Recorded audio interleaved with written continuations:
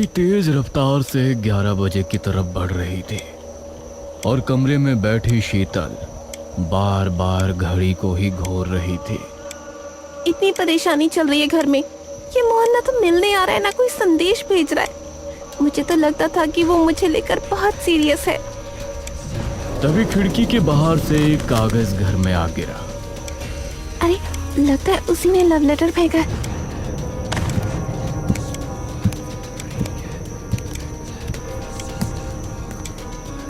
उसने कागज को उठाया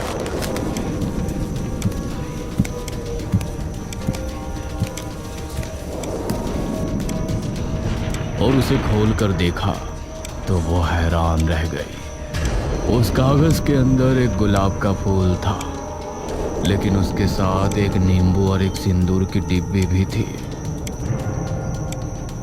ये क्या है? लव लेटर की जगह ये सब? उसने कुछ सोचा और फिर नाक चढ़ाते हुए, जरूर ये मोहन का ही काम है। उसने उस कागज को फिर से लपेटकर अपने सिरहाने रख लिया। कल खुद उससे मिलकर ये पोटली उसे वापस कर दूंगी। बेवकूफ कहीं का, कुछ भी करता रहता है।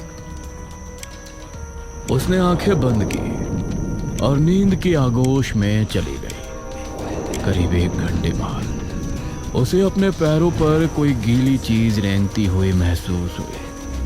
वो चौंकते हुए जागी तो उसकी आंखें खौफ से बड़ी हो गई। उसने देखा कि एक भयानक शैतान उसके ठीक सामने जमीन पर बैठा हुआ है। उसके सर पर 2 बड़े बड़े घुमावदार सींग हैं और एक भी बाल नहीं है। उसकी चमड़ी बहुत ही भयानक है।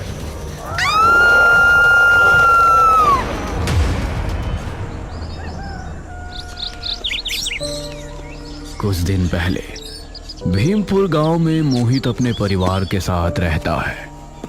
उसकी माँ का नाम कौशल्या है, पिता का नाम मनोज, उससे छोटी बहन का नाम रेणुका है और सबसे छोटी बहन का नाम शीतल। वो गांव से शहर काम करने जाता था।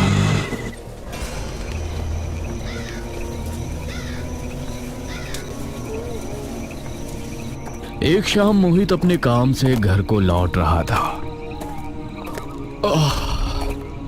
आज तो बहुत काम था ऑफिस में, बहुत थकावट हो रही है। तभी उसने देखा कि एक लड़की झाड़ियों से लकड़ी बीन रही है। अरे इतनी सर्द रात में ये लड़की। वो उस लड़की के करीब गया तो उसने देखा लड़की की आंखों में आंसू है। अरे रो क्यों रही है आप? क्या परेशानी है आपको? माफ कीजिए, मैं बहुत परेशान हूँ। अगर मैंने आग का इंतजाम नहीं किया तो मेरी माँ जिंदा नहीं बचेगी। ये सुनकर अब मोहित भी उसकी मदद के लिए आगे बढ़ गया।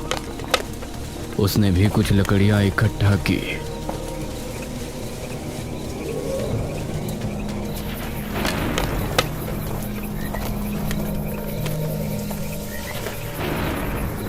वह लकड़ी उसको अपने साथ अपनी पास ही बनी एक कुटिया में ले गई, जहां खाट पर उसकी मां लेटी थर थर कांप रही थी। अरे इनकी तो बहुत हालत खराब है। मोहित ने अंगीठी में लकड़ियां डाली और आग जलाई। आग के जलने पर उस बूढ़ी को राहत मिली तो उसके चेहरे से दर्द खत्म हुआ।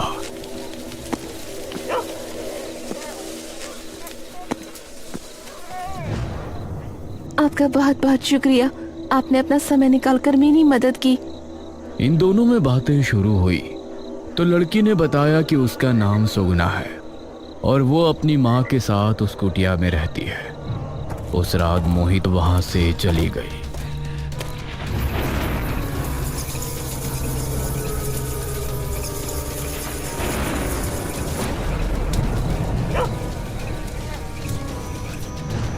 घर आकर मोहित उसी के बारे में सोचने लगा। माँ, आज मेरी मुलाकात एक लड़की से हुई। बेचारी जंगल में अपनी कुटिया में रहती है अपनी माँ के साथ, बहुत ही परेशान है। ओहो, लगता है आपका उस बेचारी पर दिल आ गया भैया। पागल है तू, ऐसा कुछ नहीं है। मोहित अब जब भी शाम को काम करके घर लौटता तो सुगना से जरूर मिलता। सुगना भी उससे अपने दुख दर्द की बातें करती तो उसको बहुत अच्छा लगता। मोहित एक बार उसे अपने घर भी ले गया और मोहित के घर वाले भी सुगना को अच्छे लगे। सभी ने उससे अच्छे से बात की।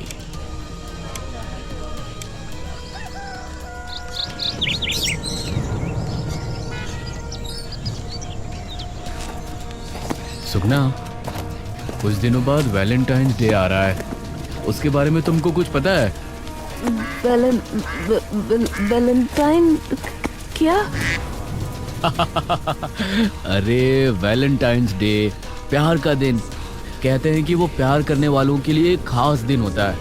अगर आप किसी से प्यार करते हो तो उस दिन उसे अपने दिल की बात कह सकते हो। ये सुनकर सुगना का चेहरा लाल हो गया।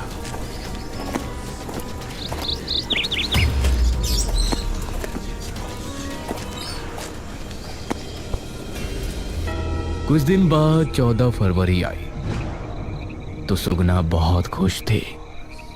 आज मोहित आएगा तो मैं आज उससे अपने दिल की बात कह दूंगी।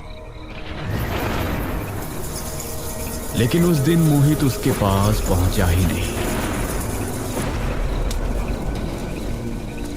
8 बज गए, ये मोहित कहाँ रह गए? रोजाना तो 5:30 बजे के करीब आ जाते हैं। अगर आज नहीं बोल पाई तो कभी नहीं बोल पाऊंगी। सुगना खुद ही उसके घर की तरफ चल दी। उसने अपने हाथ में एक गुलाब भी छिपाया हुआ था जिसे वो आज मोहित को देने वाली थी।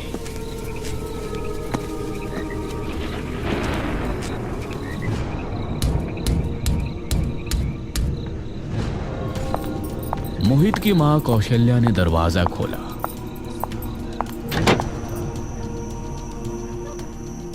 अरे सुगना बेटा, तुम आओ आओ, अंदर आओ।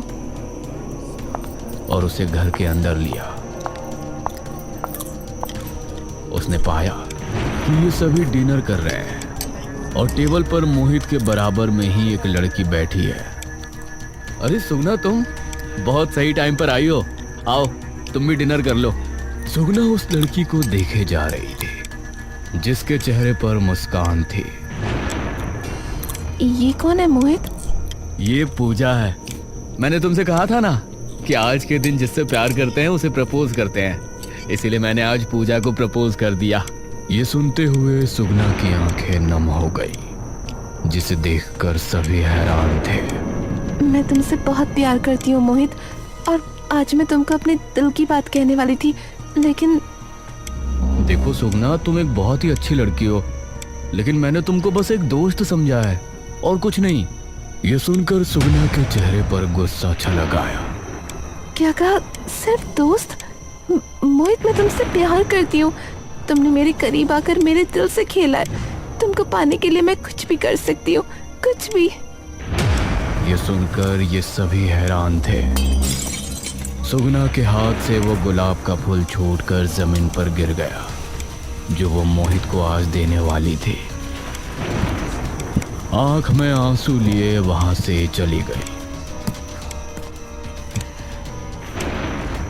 अजीब बेवकूफ लड़की है। कुछ दिन गुजर गए और सुगना फिर कभी नहीं आई। एक शाम मोहित और पूजा पार्क में बैठे एक दूसरे से प्यार भरी बातें कर रहे थे। शादी के बाद क्या प्लान है तुम्हारा? शहर में चलकर मेरे साथ अच्छे से रहोगे या यही गांव में? पूजा, तुमको तो पता ही है कि पापा के बाद घर में सिर्फ मैं ही हूँ। वैसे भी जब हम साथ होंगे तो हमें किसी की खबर नहीं होगी। उस समय मनोज अपने खेत में था। उसे अपने पैरों पर गुलाब का फूल आ गया जिसके पास ही एक नींबू और सिंदूर की डिब्बी पड़ी थी। ये खेत में गुलाब का फूल और ये नींबू। तभी उसे भयानक सांसों की आवाज आने लगी। ये आवाज कैसी है? उसके आसपास कोई नहीं था। उसने महसूस किया कि जमीन में कुछ हलचल सी हो रही है। उसने कान लगाकर सुना तो वो आवाज जमीन के अंदर से ही आ रही थी। वो खड़ा हुआ और भागने को पीछे मुड़ा ही था कि जमीन से एक भयानक हाथ बाहर आया और उसने उसका पैर पकड़कर खींच लिया। हे भगवान, क्या है ये? मनोज फिर से उठा और भागने लगा। वो खेत से बाहर निकलने ही वाला था, तभी खेत में लगा बिजुका उस पर गिर पड़ा। वो बिजुका को खुद से हटाने की कोशिश करने लगा, लेकिन ना जाने कैसे उसका वजन बहुत ज्यादा बढ़ गया था। तभी 2 हाथ और जमीन से निकले और उन्होंने मनोज का मुंह पकड़ लिया।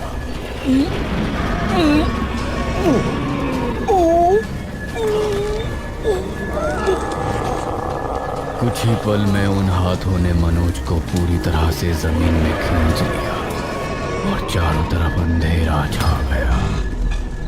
इस तरफ मोहित ने पूजा को उसके घर छोड़ा और फिर अपने घर पहुंचा।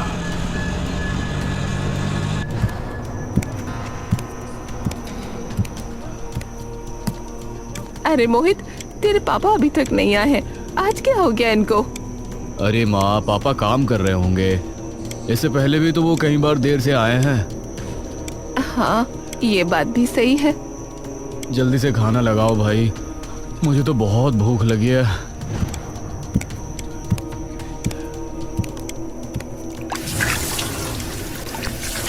सभी हाथ मुंह धोकर खाने की टेबल पर पहुंचे। आज मैंने मेरे भाई की मनपसंद चीज बनाई है। क्या मतलब? मछली? हाँ। वाह दीदी, आई लव यू। ये कहते हुए मोहित ने ढक्कन हटाया और चाँप पड़े। डिश में रखी मछली में हजारों कीड़े लगे हुए थे और उसमें 2 कान खजूरे भी रेंग रहे थे। मोहित ने हाथ मारकर उस डिश को गिरा दिया। अरे, मैंने तो ताजी मछली बनाई थी, ये कीड़े कैसे पड़ गए? कहते हुए रेणुका ने दूसरी और तीसरी डिश से भी ढक्कन हटाया तो उन सभी में कीड़े और कान खजूरे रेंग रहे थे। कुछ मधुमक्खी निकली और उन सभी के आसपास मंडराने लगी। फिर सभी खिड़की से बाहर चली गई।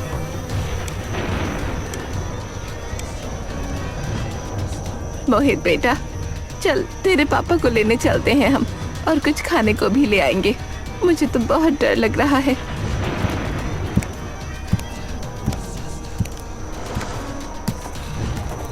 रेणुका और शीतल को घर छोड़कर मोहित अपनी माँ के साथ खेत पर पहुंचा, लेकिन वहां मनोज कहीं नजर नहीं आया।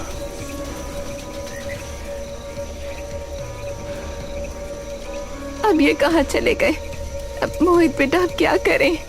माँ डरिए नहीं, पिताजी यहीं कहीं होंगे। पिताजी, पिताजी, आप कहाँ हैं?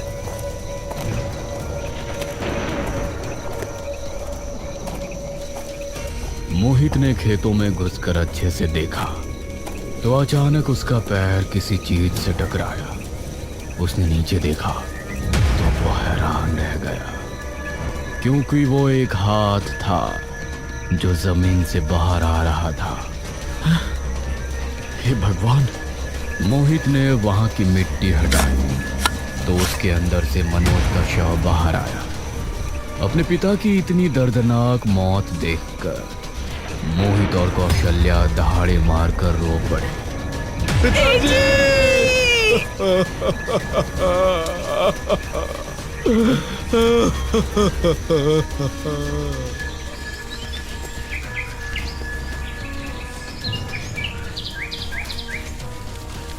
अगले दिन मनोज का अंतिम संस्कार कर दिया गया। पूरे गांव में उसकी मौत की खबर फैली और सभी खौफ में थे। इधर घर में अभी भी अजीब घटनाएं घट रही थी, जिनको देखते हुए मोहित ने मुखिया को बुलाया।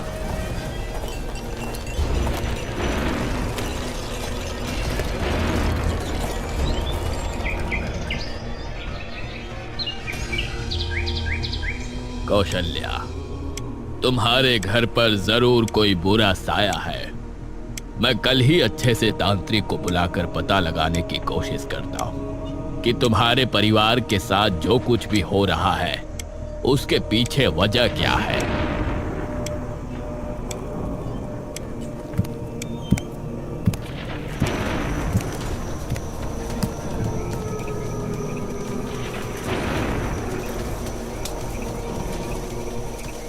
रात के समय मोहित पूजा के साथ अपने घर में बैठा था। इन दोनों को नींद नहीं आ रही थी। वहीं रेणुका अपनी माँ के साथ उसके कमरे में थी। कौशल्या भी अपने कमरे में बैठी मनोज के फोटो को देखकर रो रही थी। घड़ी तेज रफ्तार से 11 बजे की तरफ बढ़ रही थी और कमरे में बैठी शीतल बार बार घड़ी को ही घोर रही थी। इतनी परेशानी चल रही है घर में। ये मोहन ना तो मिलने आ रहा है ना कोई संदेश भेज रहा है। मुझे तो लगता था कि वो मुझे लेकर बहुत सीरियस है। तभी खिड़की के बाहर से एक कागज घर में आ गिरा। अरे लगता है उसी ने लव लेटर भेजा है।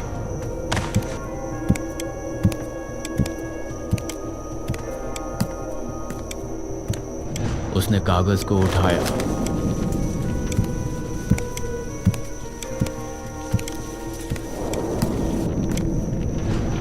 और उसे खोलकर देखा तो वो हैरान रह गई। उस कागज के अंदर एक गुलाब का फूल था, लेकिन उसके साथ एक नींबू और एक सिंदूर की डिब्बी भी थी। ये क्या है? लव लेटर की जगह ये सब? उसने कुछ सोचा और फिर नाक चढ़ाते हुए जरूर ये मोहन का ही काम है। उसने उस कागज को फिर से लपेटकर अपने सिरहाने रख लिया। कल खुद उससे मिलकर ये पोटली उसे वापस कर दूंगी। बेवकूफ कहीं का, कुछ भी करता रहता है। उसने आंखें बंद की और नींद की आगोश में चली गई। करीब 1 घंटे बाद उसे अपने पैरों पर कोई गीली चीज रेंगती हुई महसूस हुई। वो चौंकते हुए जागी तो उसकी आंखें खौफ से बड़ी हो गई। उसने देखा कि एक भयानक शैतान उसके ठीक सामने जमीन पर बैठा हुआ है। उसके सर पर 2 बड़े बड़े घुमावदार सींग हैं और एक भी बाल नहीं। उसकी चमड़ी बहुत ही भयानक है।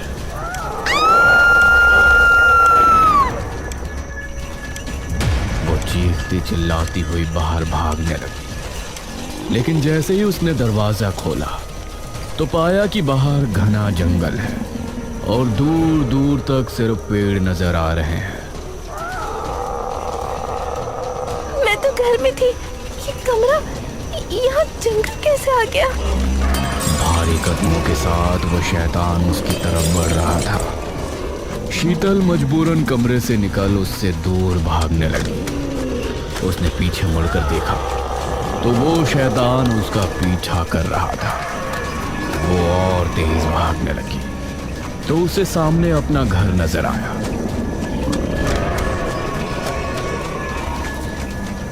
ये क्या? मेरा घर तो सामने है। उसका दिमाग घूम रहा था। उसके सोचने समझने की क्षमता खत्म हो गई थी।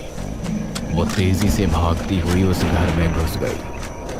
मम्मी, भैया। घर में उसे कहीं कोई नजर नहीं आया। वो अपनी माँ के कमरे में गई तो उसने वहां वही शैतान को खड़ा हुआ पाया। उस शैतान के मुंह से हरा धुआं निकला जिसने उसे चारों तरफ से घेर लिया। बाकी तीनों सदस्यों को इसकी कुछ खबर नहीं थी कि शीतल के साथ क्या हो रहा है। ना ही उनको उसके चीखने चिल्लाने की आवाज सुनाई दे रही थी।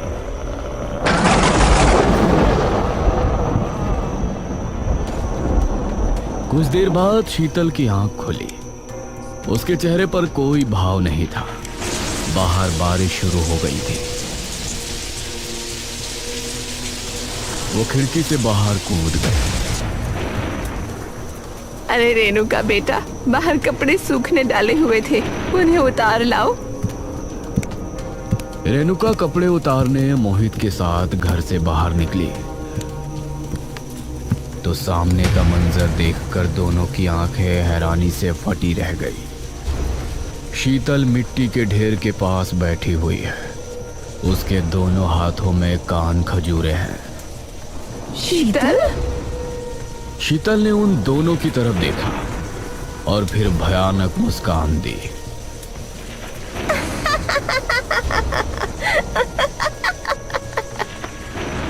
उसके बाद वो बेहोश हो गई। भैया, ये से हुआ क्या है?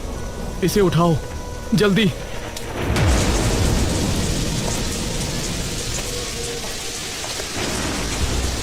मोहित ने उसे उठाया और फिर कमरे में ले आया।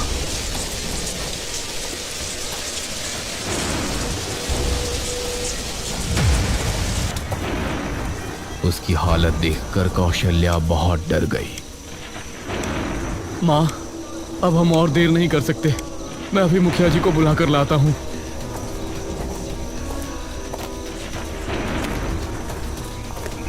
मोहित मुखिया के पास गया और उसे सब कुछ बताया।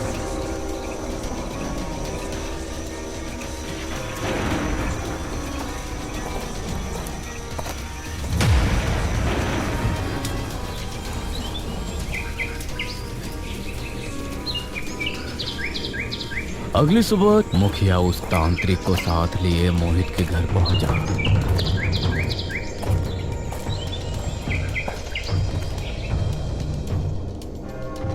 जिस बच्ची के बारे में तुम बता रहे थे वो कहाँ है?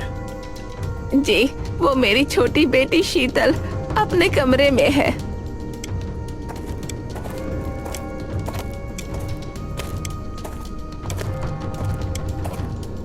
तांत्रिक कमरे में गया। उसने शीतल के माथे पर हाथ रखकर कुछ मंत्र पढ़े और उसके चेहरे पर शिकस्त दिखने लगी।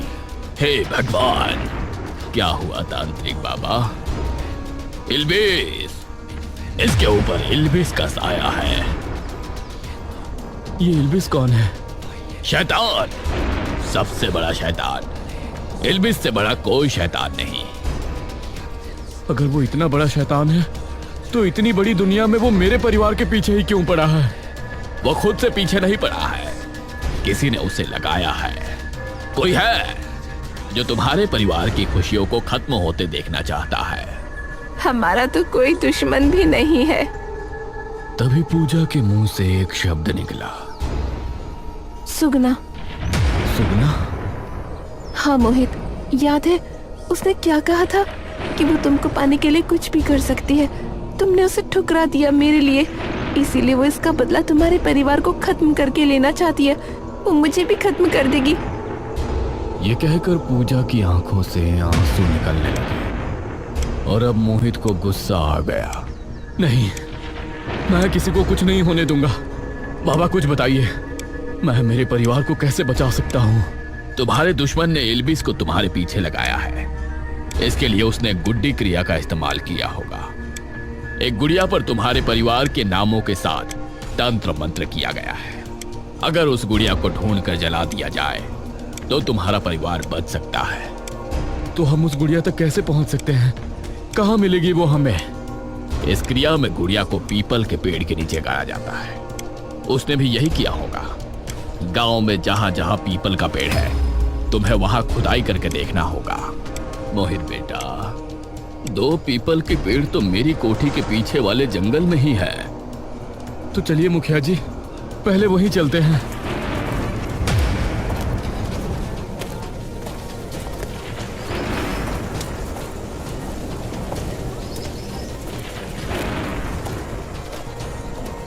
मोहित पूजा, मुखिया और तांत्रिक को लेकर मुखिया के घर के पीछे वाले जंगल पहुंचा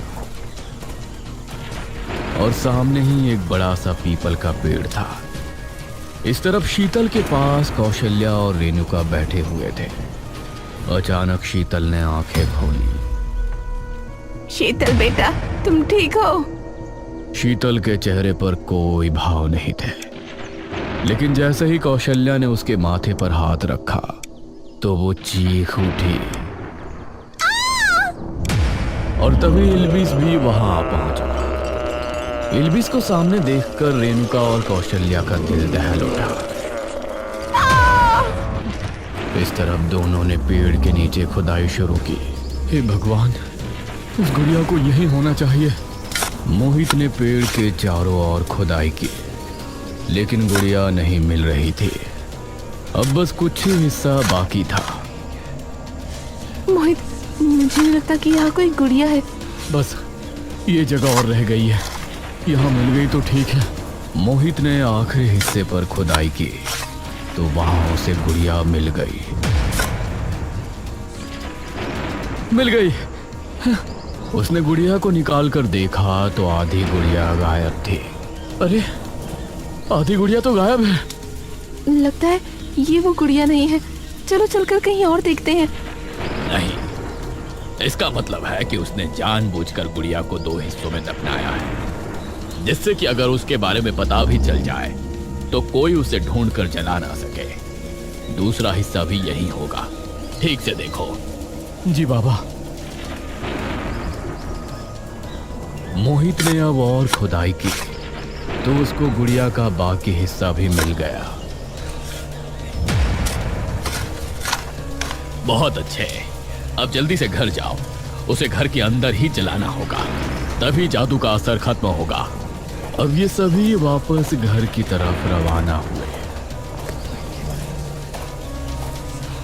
बाबा, क्या इस गुड़िया को जलाने से इब्लीस मर जाएगा? नहीं, उसे कोई नहीं मार सकता। इस गुड़िया को जला देने से इल्बिस तुम्हारे घर को छोड़ देगा, और जिसने तुम्हारे परिवार की आत्माओं का सौदा किया था वो उसकी आत्मा को मारकर अपने साथ ले जाएगा।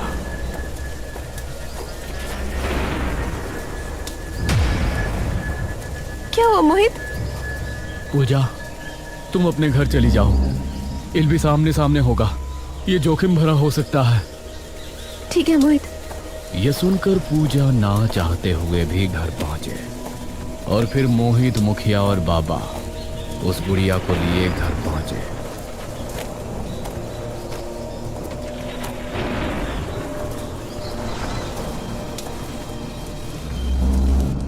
इन्होंने देखा कि शीतल छत से उल्टी लटकी हुई थी।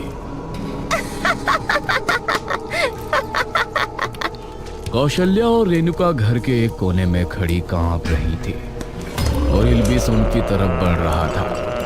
रुक जा इल्बिस! ये सुनकर इल्बिस ने पलटकर बाबा की तरफ देखा। तभी सुगना भी वहां आ पहुंची।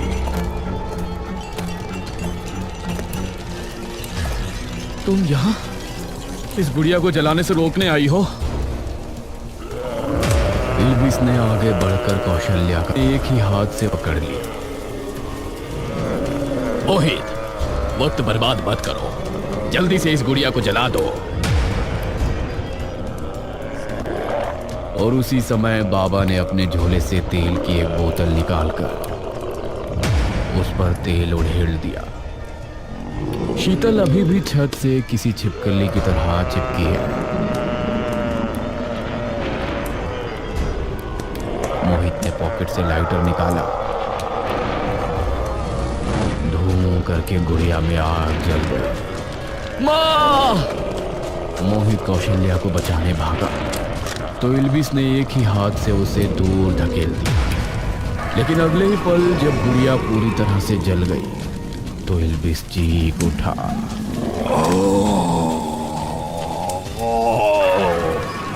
और उसने कौशल्या को छोड़ दिया। तभी शीतल भी छत से नीचे पर आ गिरी। इल्बिस चीखता चिल्लाता वहां से भाग निकला। माँ, आप ठीक हो? हाँ। तभी शीतल भी एकदम ठीक हो गई। माँ! सुगना भी वहीं खड़ी मोहित को देखकर मुस्कुरा रही थी। अगर सुगना यहाँ है तो इल्बिस ने सुगना पर हमला क्यों नहीं किया? इसका मतलब है कि सुगना ने तुम्हारे घर पर जादू नहीं किया था। ये सुनकर सभी हैरान रह गए। तो फिर किसने किया? तभी सबने देखा, सामने से इल्बिस पूजा के घर से निकल कर आ रहा है। उसे देखकर मोहित की हैरानी का ठिकाना नहीं था। इल्बिस उसी जगह आकर खड़ा हुआ जहां गुड़िया को जलाया गया था और फिर आंखें बंद करते ही गायब हो गया। मतलब पूजा ने ही जादू किया था? लेकिन क्यों? मैं तो उससे ही शादी करने वाला था। मैं तुमको यही बताने यहाँ आई थी। मैंने पूजा के बारे में पता किया था। उसने पहले भी कई लड़कों को अपने जाल में फंसाया। उसकी ख्वाहिश थी कि वो अपने पति के साथ शहर जाकर रहे अकेले, लेकिन गांव में कोई भी लड़का इस बात के लिए तैयार नहीं था। उसे लगा होगा कि तुम्हारे परिवार वाले भी तुमको बाहर नहीं जाने देंगे, इसीलिए उसने मेरे परिवार को मारने के लिए ये जादू किया, जिससे मेरा अपना उसके अलावा कोई ना रहे और उसकी बात मानकर मैं शहर जा सकूं। मुझे माफ कर दो सुगना, मुझसे गलती हो गई। अब मैं चलती हूँ। मोहित ने सुगना का हाथ पकड़ उसे रोक लिया। नहीं सुगना, मैं तुमसे प्यार करता हूँ, या ये कहूँ कि अब करने वाला हूँ। मैं तुमसे शादी करना चाहता हूँ, प्लीज ना नहीं कहना। ये कहकर मोहित ने सुगना को गले से लगा लिया और फिर सुगना के चेहरे पर भी मुस्कान छलक आई। तो आज हम जिस खौफनाक घटना की व्याख्या करने वाले हैं ना, वो सच में आपके रोंगटे खड़े कर देगी। हम एक ऐसे सच के बारे में जानेंगे जहां अतीत के दबे हुए भयानक राज किसी डरावनी हॉरर कार्टून स्टोरी की तरह एकदम से जीवंत होते हैं। लेकिन ये कोई मनगढ़ंत हॉरर कार्टून स्टोरी नहीं है, बल्कि काले जादू और सालों पुराने एक ऐसे श्राप का रहस्य है जो हमें ये सोचने पर मजबूर कर देता है कि क्या वाकई कुछ बुराइयां कभी पूरी तरह खत्म होती हैं। तो चलिए बिना किसी देरी के इस रहस्यमय सफर की शुरुआत करते हैं। इस कहानी की शुरुआत जिन पंक्तियों से होती है, जरा उन्हें ध्यान से सुनिए। अंधेरी रात में चली थी कोई काली कहानी, कठपुतली में बसी थी छुपी हुई एक निशानी। इन शब्दों को सुनते ही ना एक अजीब सी सिहरन होने लगती है। आगे लिखा है, सपनों में साया बनकर पीछा करता डर, हिमांशी की दुनिया में छा गया था कहर। ये महज कुछ पंक्तियां नहीं हैं, बल्कि ये उस भयानक रात की प्रस्तावना है जिसने हिमांशी नाम की एक एकदम आम सी लड़की की जिंदगी को रातों रात एक भयानक बुरे सपने में बदल कर रख दिया। अब देखिए, कहानी में असली खौफ तब शुरू होता है जब हिमांशी का 26वां जन्मदिन आता है। मतलब ये जन्मदिन खुशियों की बजाय एक भयानक ट्रिगर पॉइंट साबित हुआ। ठीक इसके बाद से हिमांशी को बहुत ही अजीब और खौफनाक सपने आने लगे। एक काला साया लगातार उसका पीछा करने लगा और सबसे डरावनी बात तो ये थी कि एक रहस्यमय कठपुतली बनाने वाला उसके सपनों में आकर बार बार उसे ये धमकी देता था कि अगर उसने शादी की तो वह विधवा हो जाएगी। सोचिए जरा, जिस उम्र में इंसान अपनी एक नई जिंदगी शुरू करने के सपने देखता है, वहां कोई अनजान श्राप उसकी खुशियों को पूरी तरह निगलने के लिए तैयार बैठा था। चलिए इस भयानक मोड़ को थोड़ा और करीब से समझते हैं। रात का वक्त है, हिमांशी अपने कमरे में पढ़ रही है। अचानक उसे एहसास होता है कि उसकी माँ कमरे में आई हैं और दूध का ग्लास रख कर गई हैं। वो बिना पीछे मुड़े ही कह देती है कि वो बाद में पी लेगी, लेकिन असली झटका तब लगता है जब वो कुछ देर बाद बाहर जाकर अपनी माँ को रसोई में काम करते हुए देखती है। मतलब उसकी माँ तो कभी उस कमरे में गई ही नहीं थी। और जब हिमांशी वापस अपने कमरे में भागकर आती है तो दूध के ग्लास की जगह बिस्तर पर क्या रखा होता है? एक कटी फटी कठपुतली जिसके चारों तरफ सिर्फ और सिर्फ खून के निशान थे। ये वो पल था जहां आम जिंदगी का भ्रम टूट गया और एक खौफनाक सच्चाई सामने आ खड़ी हुई। अच्छा, आपने गौर